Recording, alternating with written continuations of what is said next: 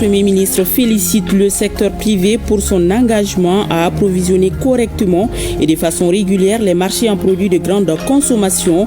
Le général de division Abdoulaye Maïga l'a dit cet après-midi au cours de la réunion mensuelle de concertation entre le secteur public et privé. Le ministre en charge des Transports et son collègue de l'économie et des finances ont rencontré hier les compagnies aériennes. Les échanges ont porté sur la perturbation dans la fourniture des aéroports du Mali en kérosène.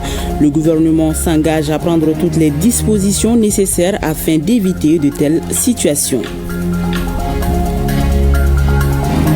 Bonne nouvelle pour le monde de la culture. La VOC Assurance Volontaire pour la Culture est désormais opérationnelle au Mali. Nos artistes et artisans pourront donc bénéficier d'une pension en cas de maladie ou en fin de carrière. C'est là après seulement 6 mois de cotisation. Voilà pour le sommaire. Mesdames et messieurs, bonsoir et bienvenue.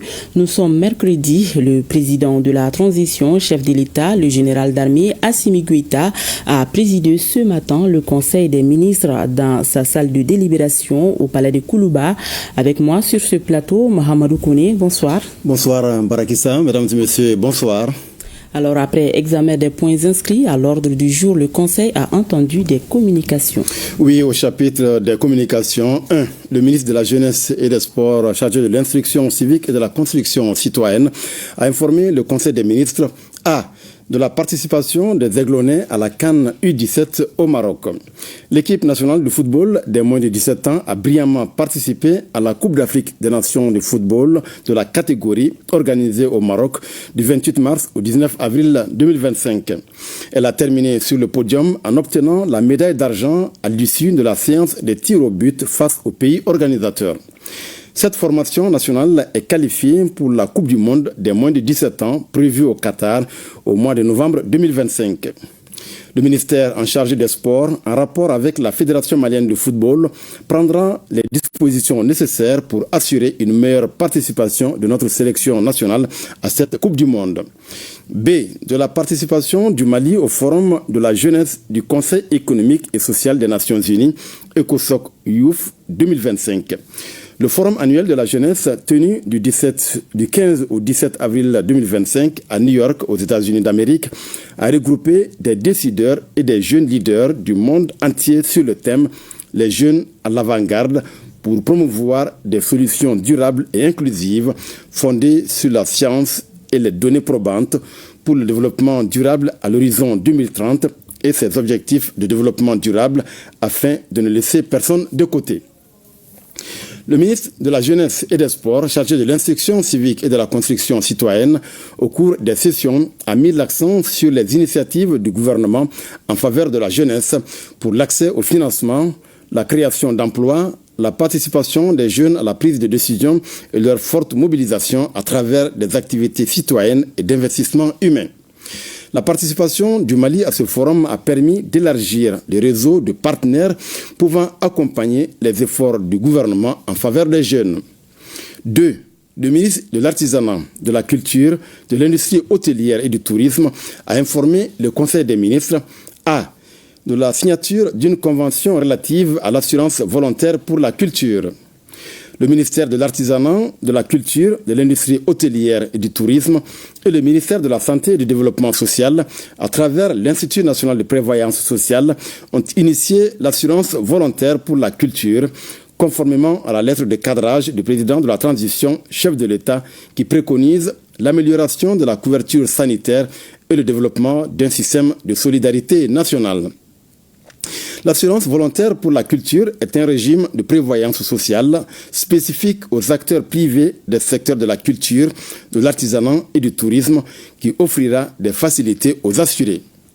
Cette initiative qui vise à atteindre 1 million d'acteurs de la culture, de l'artisanat et du tourisme par an contribuera à l'amélioration des conditions de vie et de travail des bénéficiaires. B. De l'organisation de la Biennale artistique et culturelle Tombouctou 2025. Instituée par le décret numéro 20-25-0036 PTRM du 27 janvier 2025, la Biennale artistique et culturelle est la plus grande manifestation artistique et culturelle organisé par l'État qui met en compétition l'ensemble des 19 régions et le district de Bamako dans plusieurs disciplines artistiques et culturelles comme la pièce de théâtre, l'orchestre, le ballet, la danse traditionnelle, le chœur, le solo de chant et l'exposition d'objets d'art. La Biennale artistique et culturelle 2025 se déroulera en 3 phases. La phase locale se tiendra au mois de juillet. La phase régionale se déroulera au mois de septembre. La phase nationale est prévue pour le mois de décembre. L'édition 2025, qui se tiendra à Tombouctou, sera placée sous les signes de l'année de la culture, avec pour thème la culture, socle pour l'ancrage de la 4e République. 3. Le ministre de la Santé et du Développement social a informé le Conseil des ministres de la situation épidémiologique du pays, marquée notamment par une augmentation du nombre de cas confirmés de dengue comparé à celui de la semaine écoulée. Le président de la transition, chef de l'État, a appelé la population au respect strict des mesures de prévention et de lutte contre les maladies. Voilà, Mbarakiza, ce qu'il fallait retenir du communiqué du Conseil des ministres de ce mercredi.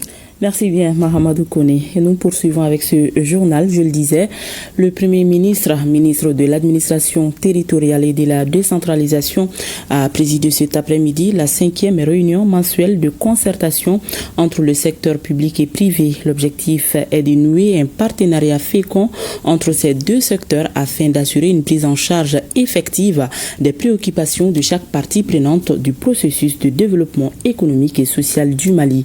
Le général de division Abdoulaye Maïga a réitéré sa gratitude à l'ensemble du secteur privé pour l'approvisionnement correct et régulier des marchés en denrées de première nécessité. Reportage Mamari Kouni et Aliou Touri. Cette 5e réunion mensuelle du cadre de concertation secteur public, secteur privé, qui se tient au lendemain de la fête du Ramadan, a tout d'abord salué l'approvisionnement correct et régulier de l'ensemble des marchés du pays en denrées de première nécessité pendant les mois de Ramadan et de Carême. Le mois de Ramadan s'est passé cette année dans un cadre apaisé, sans vraiment beaucoup de difficultés. Et c'est là que je tiens à rendre un vibrant hommage et adresser tous nos remerciements à l'ensemble des composants du secteur privé qui ont contribué à assurer l'approvisionnement correct de notre pays pendant ce mois béni de Ramadan.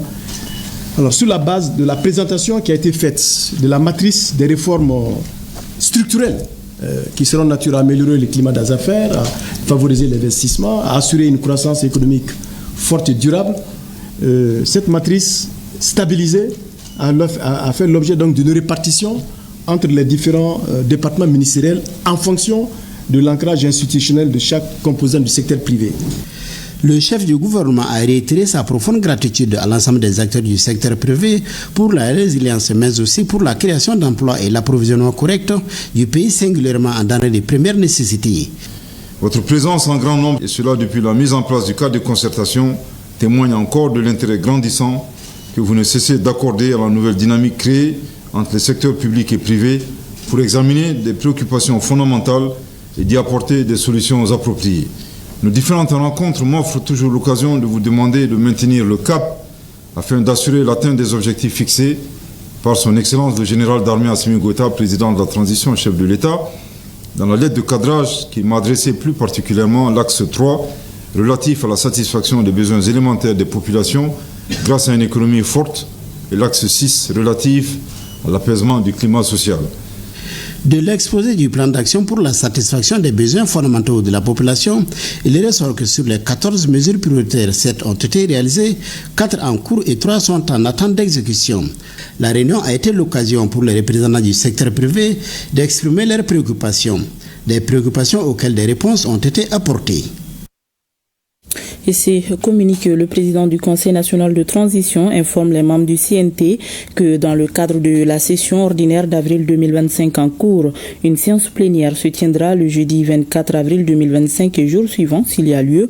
Le projet d'ordre du jour porte sur les points suivants: adoption de procès verbal, délibération sur les projets de loi, 3, communication. Les travaux débuteront à partir de 9h dans la salle Djeliba Sissoko du Centre international de conférence de Bamako. Et dans le cadre des mesures de prévention contre le Covid-19, l'accès à la salle est limité aux seules personnes autorisées et le port du masque est vivement recommandé. Le président du Conseil national de transition s'est compté sur la bonne compréhension de tous. Rencontre d'échange sur la perturbation dans la fourniture des aéroports du Mali en jet A1, entendu par là le kérosène. Le ministre en charge des Transports et son collègue de l'économie et des finances ont fait appel aux compagnies aériennes pour situer les responsabilités et prendre des mesures afin d'éviter la restriction du nombre et de la fréquence des vols, des faits qui entravent la desserte en matière d'aviation civile, un pan important de la mobilité et un apport considérable pour l'économie. Des contrats scellés entre ces compagnies et les fournisseurs à l'insu de l'État qui en paye les frais en cas de rupture. Sira Batili nous fait le point. Un éclairci et des mesures urgentes pour soutenir les ailes de l'aviation civile pour une desserte à hauteur de souhait au Mali. L'État du Mali prend le taureau par ses cornes afin de remédier à la perturbation dans l'approvisionnement du jet A1 aux aéroports du Mali. Le ministre en charge des Transports, celui de l'économie et des finances ont échangé avec les compagnies aériennes pour situer les points de dysfonctionnement dans la fourniture du kérosène aux aéroports du Mali. Cette réunion était plus qu'une nécessité parce que depuis quelques temps, nous sommes confrontés à un problème, c'est-à-dire c'est l'avitaillement des aéroports du Mali en jet A1. Ces compagnies ont eu à faire des restrictions sur les vols. On devait se mettre à table, discuter pour voir là où le problème se situe. Maintenant, après la rencontre de cet après-midi, je crois que ce soit les compagnies, que ce soit nous, ministères avec nos services techniques, on a pu situer la responsabilité et après des dispositions seront prises pour pouvoir régulièrement ravitailler les aéroports du Mali en jet. La fourniture du jet A1 se fait sur contrat entre les compagnies aériennes et les fournisseurs directement sans intervention de l'État. Mais en cas de retard ou de rupture dans l'approvisionnement, les effets sont immédiats sur le trafic aérien, un coût à l'économie, d'où la nécessité pour l'État d'intervenir. On a constaté que des compagnies aériennes lancent des appels d'offres internationaux et recrutent leurs fournisseurs sans que l'État ne soit impliqué et l'État n'a un mot à dire. Mais une fois que le fournisseur n'est pas en capacité de mettre les jets à la disposition de la compagnie, les Maliens qui doivent venir ou quitter le Mali ont des petits soucis. Des mesures ont été prises, même si c'est des mesures à court terme, c'est-à-dire des textes réglementaires en la matière existaient. Donc on va procéder à des révisions de ces textes pour pouvoir prendre en charge tous les dysfonctionnements ou bien tout ce que nous avons eu comme difficulté dans la mise en œuvre des premiers textes. La rencontre a donc permis de mettre sur table tous les problèmes liés à l'approvisionnement en carburant et de lever tout équivoque quant à la pénurie de carburant.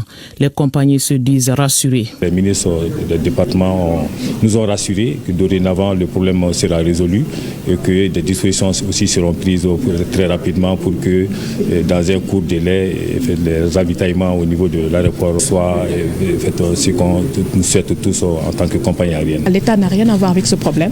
C'était juste un problème qui était au niveau des fournisseurs et nous ont proposé des solutions adéquates pour pouvoir résoudre ce problème une bonne fois pour toutes. Nous sortons vraiment très très rassurés de cette réunion. Pour rappel, la consommation journalière en kérosène pour les aéroports du Mali est estimée à 200 000 litres. Et l'évaluation donne 5 à 6 millions de litres de kérosène par mois pour garantir le trafic des vols programmés. Bonne nouvelle pour les artistes et artisans. Ils pourront désormais bénéficier de l'AVOC, assurance volontaire pour la culture. Il s'agit d'une assurance spéciale qui respecte les lois et qui permet aux artistes en cas de maladie ou en fin de carrière d'avoir une pension relative à leur cotisation. Le lancement de l'opération a réuni à Bamako le ministre en charge de la culture et des autres membres du gouvernement. Le reportage de Batraouri. L'AVOC, l'assurance volontaire pour la culture, est désormais une réalité au Mali. Elle vise à soutenir les artistes, artisans ou comédiens qui tombent le plus souvent dans la précarité lorsqu'ils vieillissent ou lorsqu'ils sont malades ou en fin de carrière. Il s'agit d'une assurance spéciale pour le monde de la culture au Mali. Il n'y aura pas de nouvelles règles.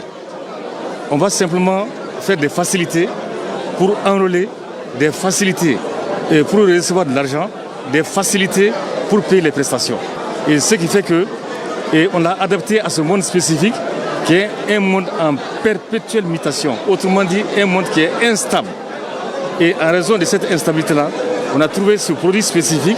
L'année de la culture a été une bonne opportunité pour nous, le secteur de l'artisanat. Nos vieux artisans, tous ceux qui ont dépassé les 45 ans, ne pouvaient pas être pris en charge. L'amour s'arrêtait à 45 ans. On attend le RAMI. Mais c'est dans cette opportunité, ton enfant peut s'inscrire et prendre ses parents en charge. Ça, c'est vraiment du jamais vu. Par la signature de cette convention, le ministre en charge de la santé et celui en charge de la culture veulent élargir le champ de la sécurité sociale et de l'assurance maladie. Cette convention servira non seulement de cadre, mais également de tremplin pour la couverture sociale des acteurs du monde de la culture dans notre pays à travers l'assurance volontaire. C'est pourquoi mon département s'est engagé à soutenir et accompagner cette belle initiative qui cadre parfaitement avec la décision du président de la transition, le général d'armée Assimi Goïta, chef de l'État, de déclarer 2025 comme l'année dédiée à la culture dans notre cher pays. Nous avons bien dit que 2025 va être l'année de l'amour partagé.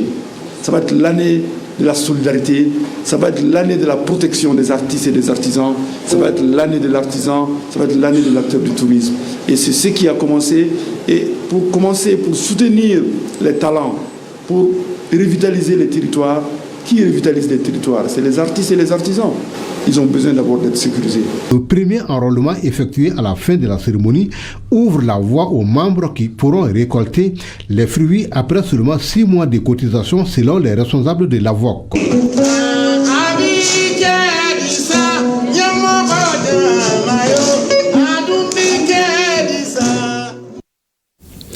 Deux nouveaux fourrages s'ajoutent à la liste des œuvres sociales du président de la transition.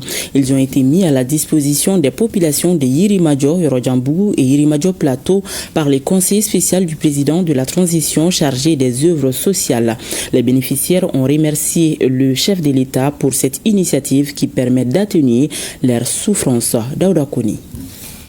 Institué depuis 2021, cet élan de solidarité vient de soulager les apprenants de l'Institut franco-arabe Imam Tidjane Koné et toute la population de Yirimadio Yorojambougou qui faisait de longues distances pour se procurer l'eau potable. Cette corvée est désormais un mauvais souvenir puisque le 416e fourrage vient d'être inauguré chez eux.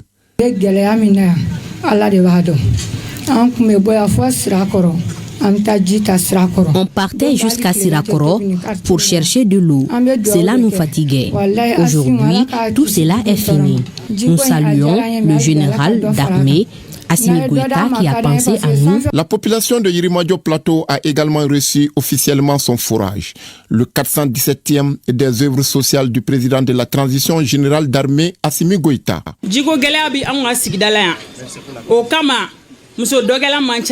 Nous sommes submergés par la joie.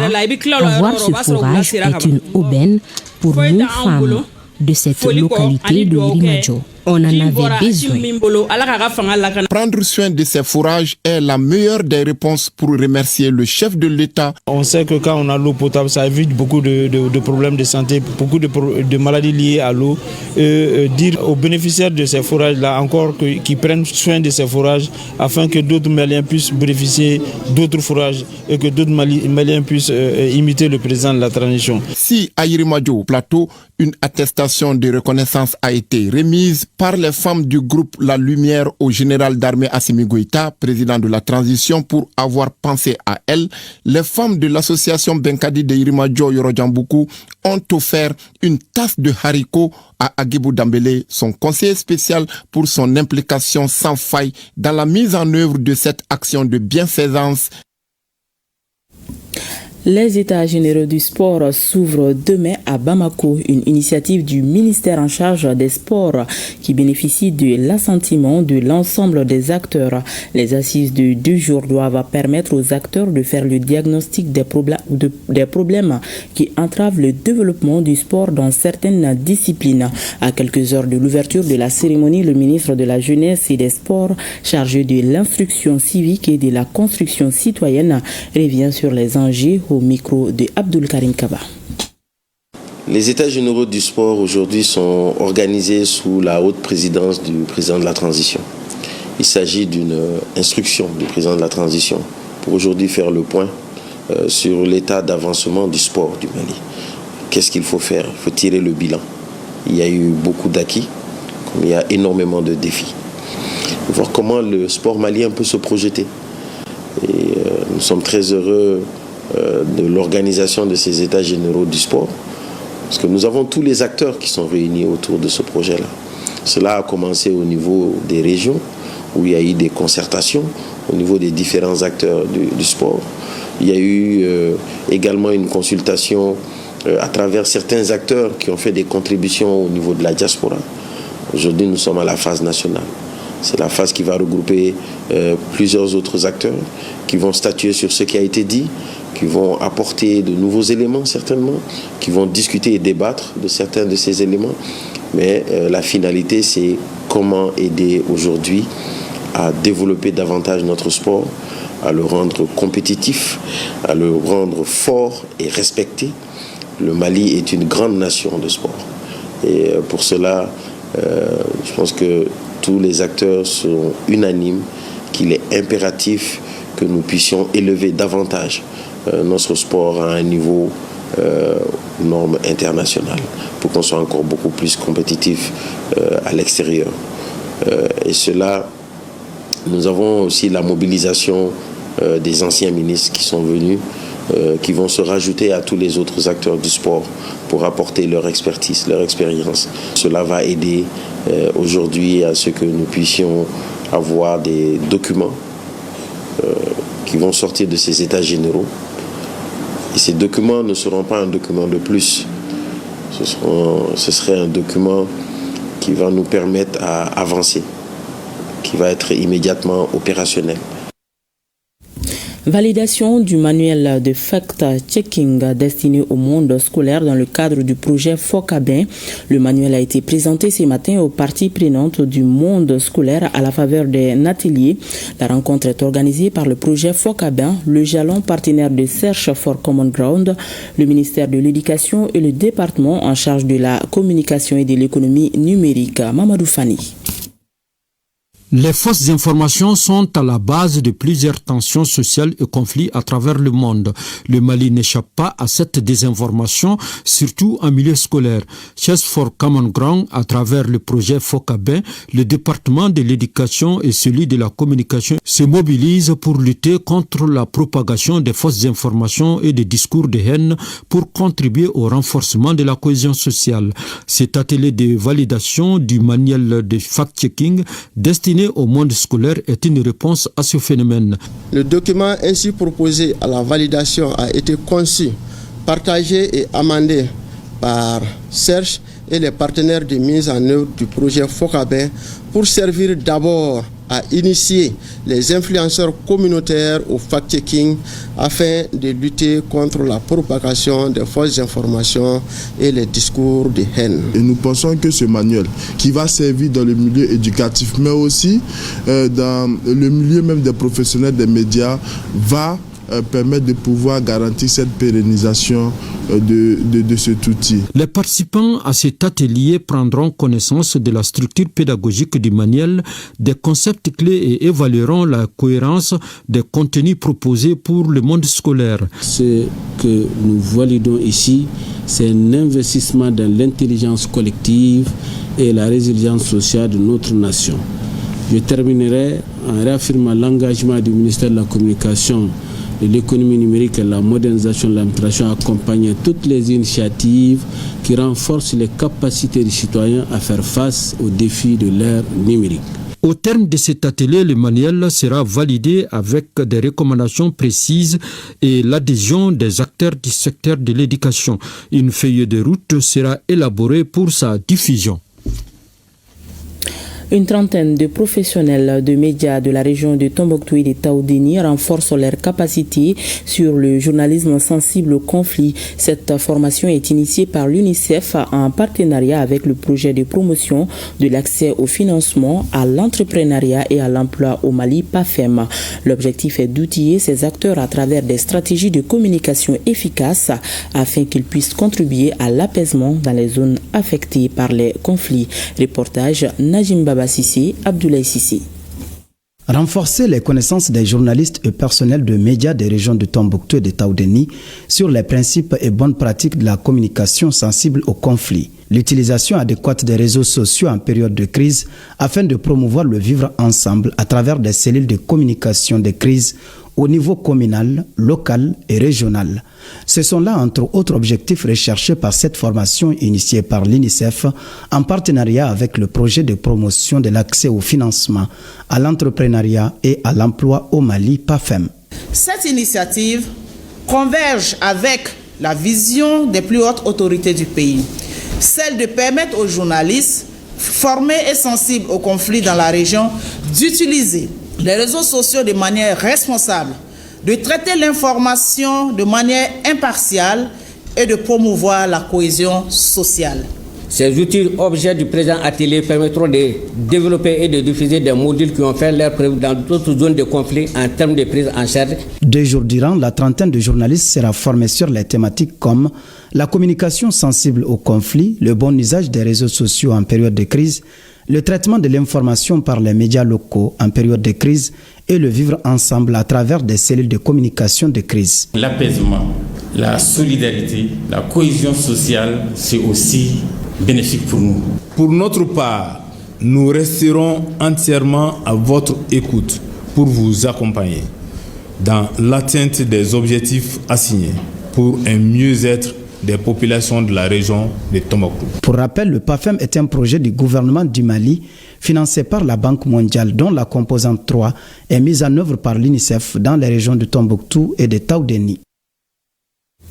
Remise vendredi dernier des documents stratégiques genre du ministère de l'Éducation nationale au ministère de la Promotion de la Femme, de l'Enfant et de la Famille. Il s'agit du rapport d'audit, du plan stratégique et de la revue annuelle. Les détails avec Daouda Koni.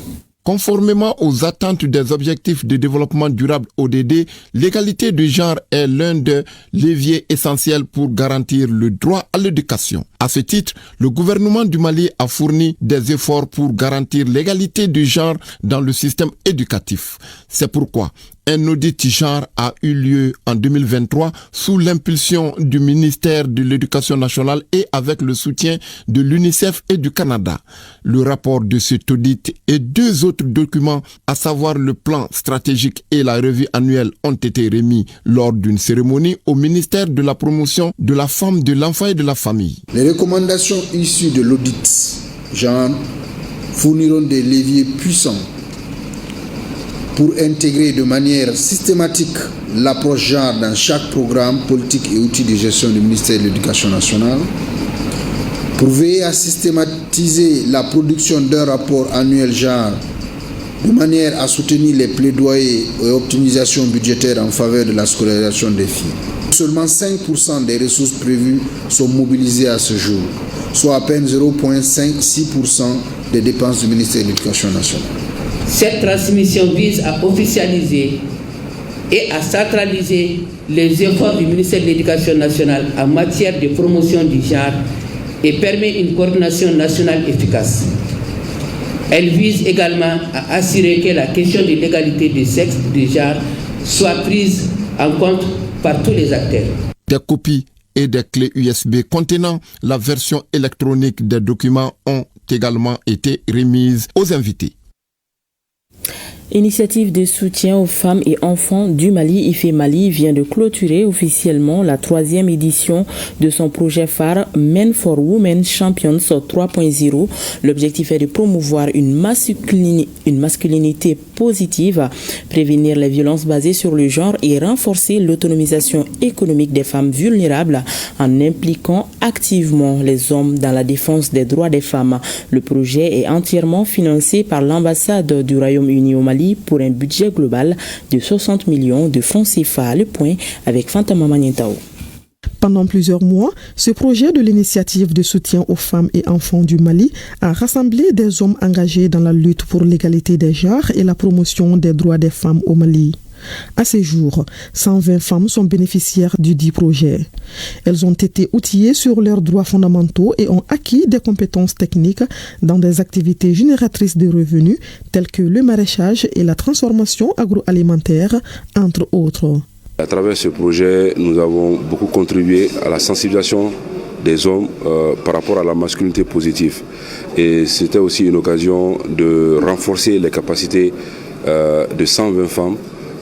D'abord les apprendre sur leurs droits, aussi les aider à pouvoir commencer des activités génératives de revenus qui, par conséquent, vont contribuer à leur autonomisation sociale et économique. Ce projet a été bénéfique pour nous. Nous sommes indépendantes aujourd'hui grâce à ce projet. Nous souhaitons une nouvelle phase.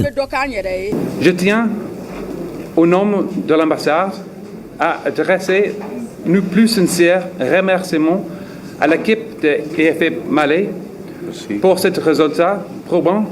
Votre travail inspire et il mérite de continuer.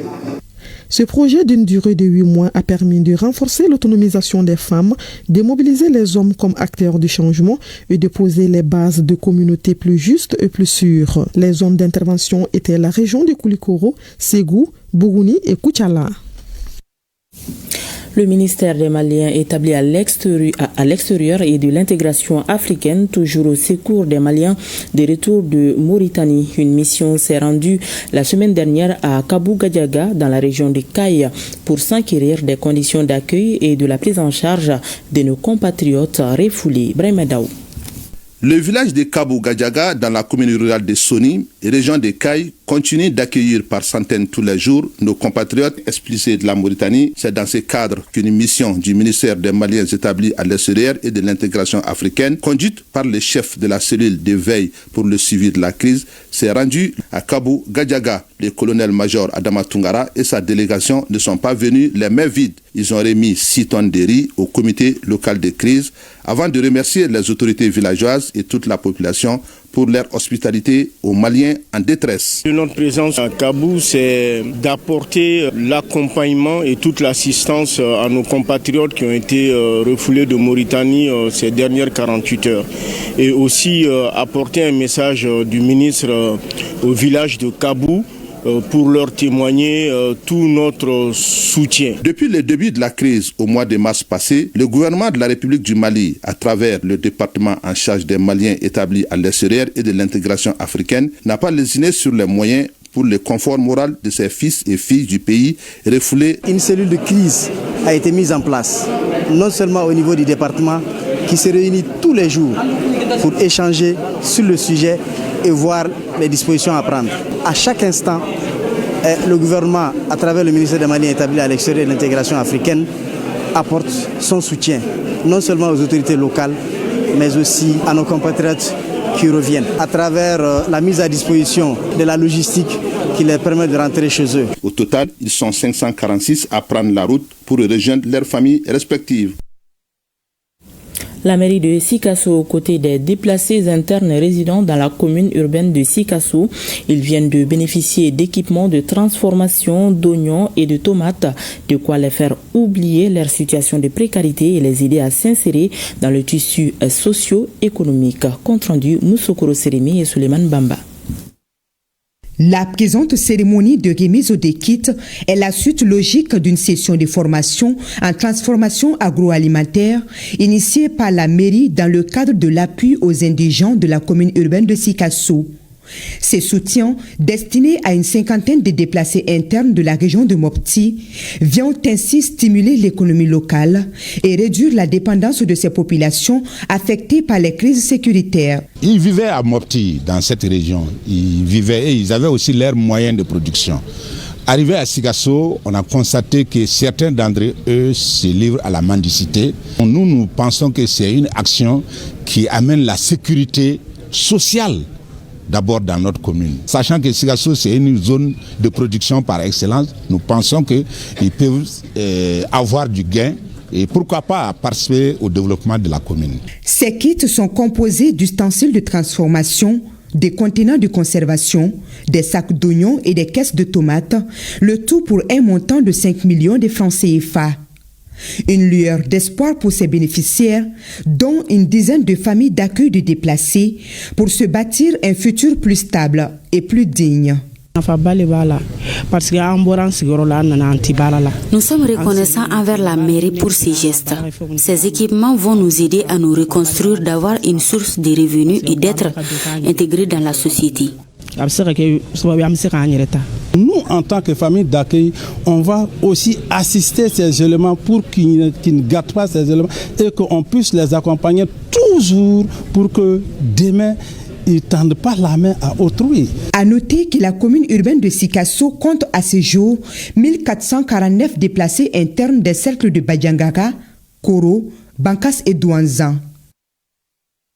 Ici, à Bamako, en prélude à la journée mondiale de lutte contre le paludisme, le ministère de la Santé a tenu une conférence de presse couplée à l'introduction du vaccin contre le paludisme au Mali.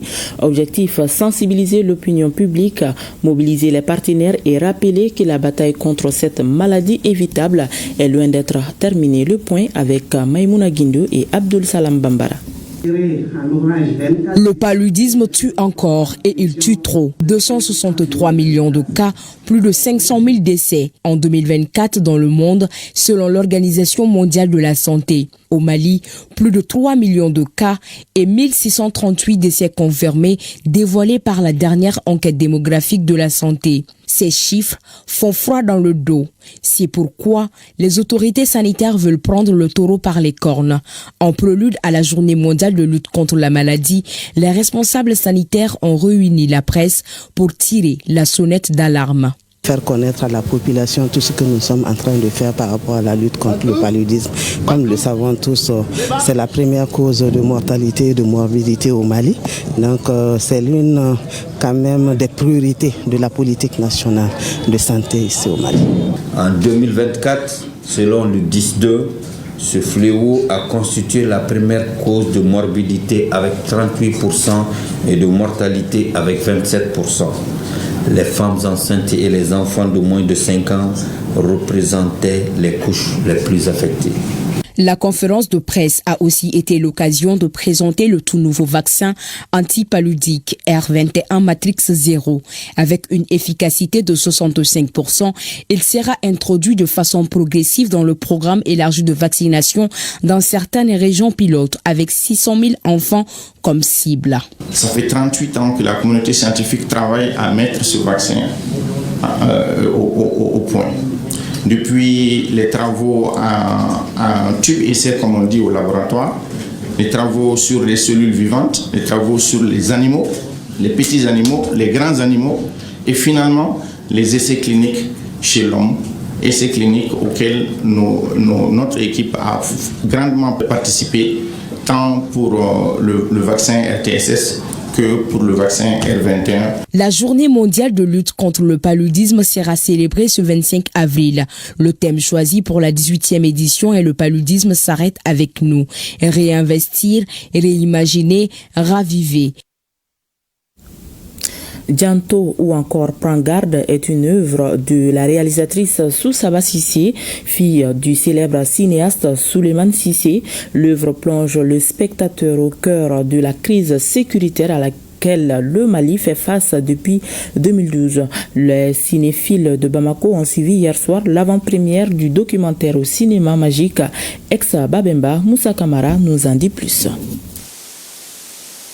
Idjanto est un documentaire de 90 minutes. Ce film est le troisième long métrage réalisé par Soussaba Sissé. À travers cette œuvre cinématographique, la réalisatrice décrit la crise qui sévit au centre du pays. Idjanto, c'est un film qui parle sur la crise au Mali, spécialement autour des déplacés, des personnes qui ont été dégagées de chez eux pour se retrouver dans des camps de réfugiés, qui témoignent leurs difficultés et qui donnent leur vision du Mali et leurs solutions aussi pour s'en sortir de cette crise. Ces films exposent les causes sous-jacentes de ces conflits à travers des témoignages. Avant,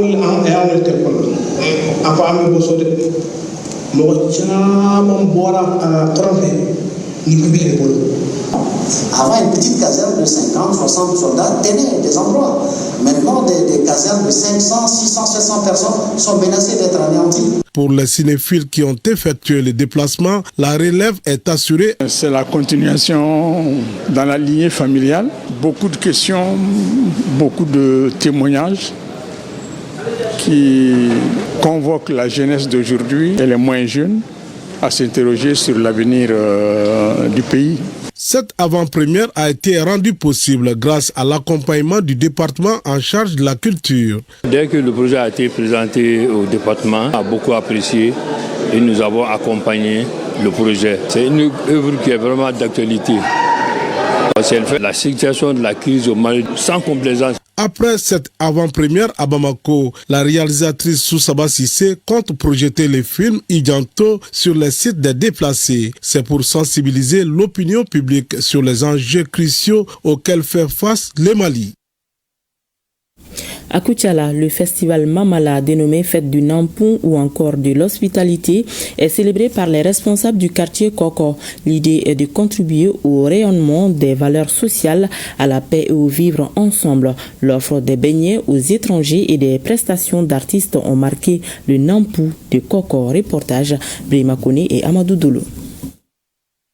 Cette troisième édition du festival culturel Mamala, dénommé Nampou du quartier Koko de Koutiala, a tenu toutes ses promesses. Ainsi, le public a assisté à une démonstration du riche patrimoine culturel à travers la musique du terroir. Suivra l'offre des beignets de haricots aux étrangers, toute chose qui symbolise le Nampou.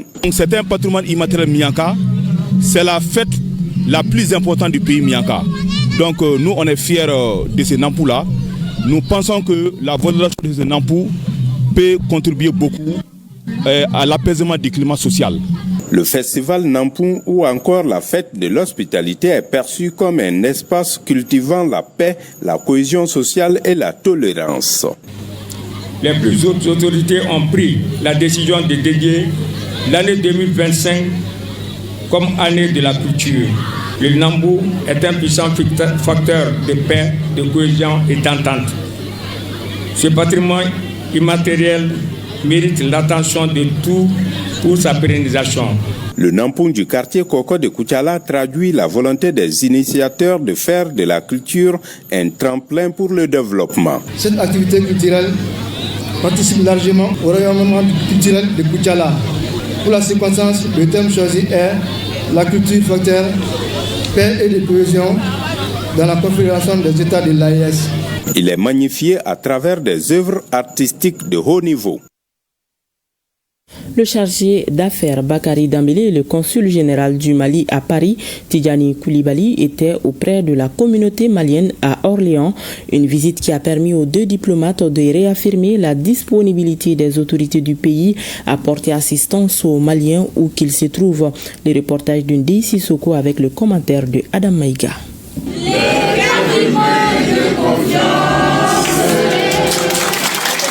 Ainsi, la communauté malienne d'Orléans accueille le consul général du Mali à Paris.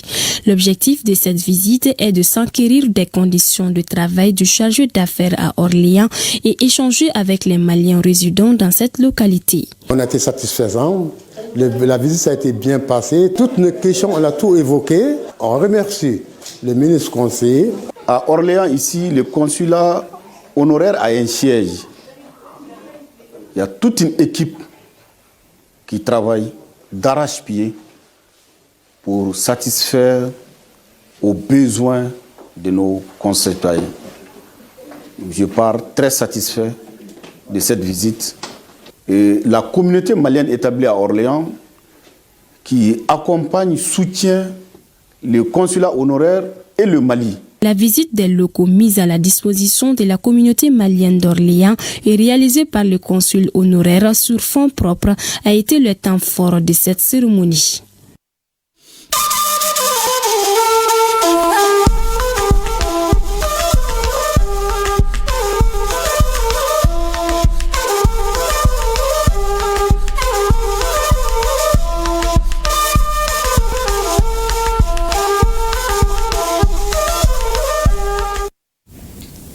Le président du Faso, chef de l'État, le capitaine Ibrahim Traoré, a reçu hier en audience les étalons U17 au palais de Koulouba à Kossiam. Le chef de l'État a félicité cette équipe nationale pour son parcours au Maroc et encouragé ses jeunes pour les défis futurs. Le reportage de Lassina Sawadoukou. Les étalons cadets sont de retour. Ils étaient en face du premier capitaine, le président du Faso. Comme de bons soldats, de bons VDP de retour de mission, et sont venus rendre compte. Notre objectif, qui était de nous qualifier pour la Coupe du Monde et de remporter la Coupe d'Afrique, est atteint à moitié. Une 4e place, des motifs de satisfaction, une qualification pour la Coupe du Monde, mais encore du travail à faire pour aller plus loin, avec la palme du plus beau but, tout en percussion. Excellence, avec votre autorisation, citer certains de vos propos. Vous disiez ceci. Combien de buts avons-nous marqués hors des 18? Et pour finir, vous avez trouvé la faille qu'il fallait un percuteur. Nos volontaires pour la défense de la patrie ici présents ont vite assimilé ces conseils et les ont mis en pratique. Et je crois que l'un des plus beaux buts de cette CAN, je ne suis pas le juge attitré, mais je crois que ça revient au Burkina Faso.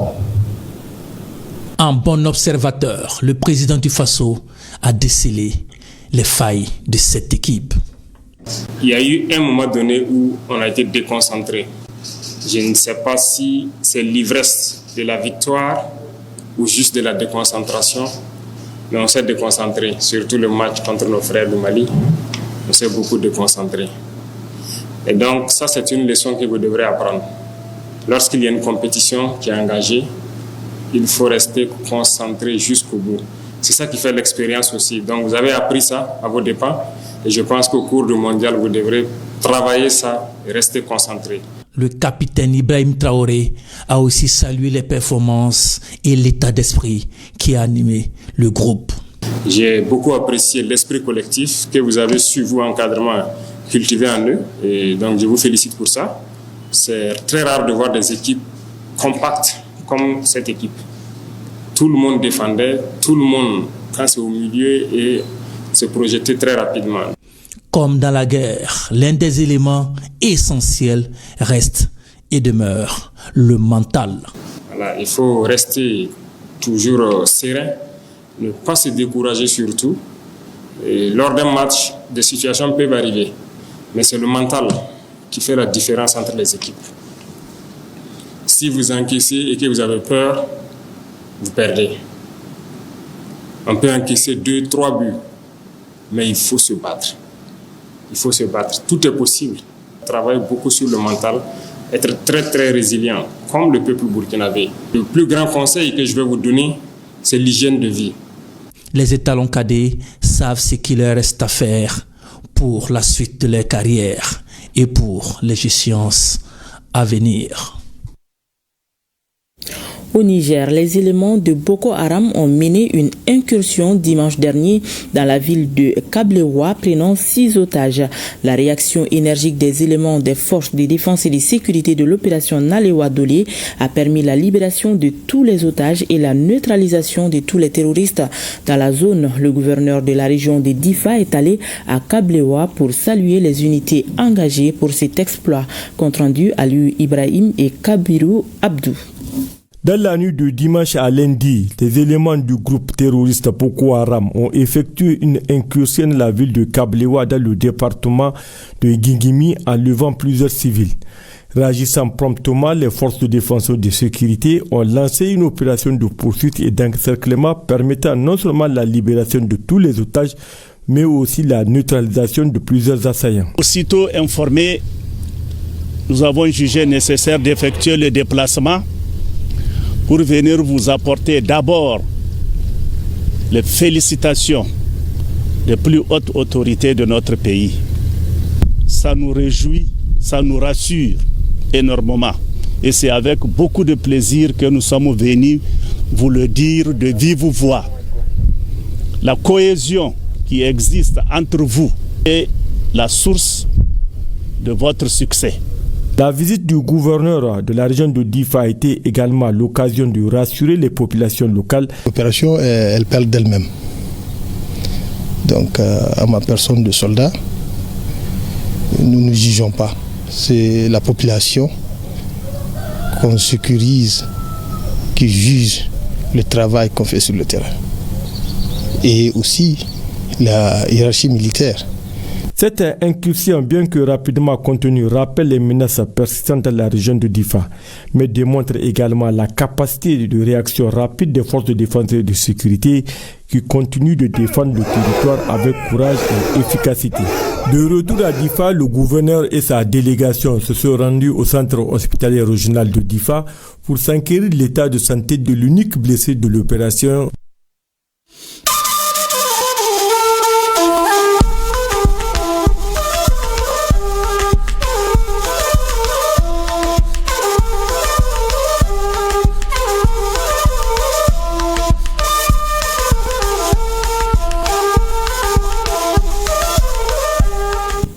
Et c'est ce qui met un point final à cette session d'information. Merci de l'avoir suivi. À demain même heure, s'il plaît à Dieu.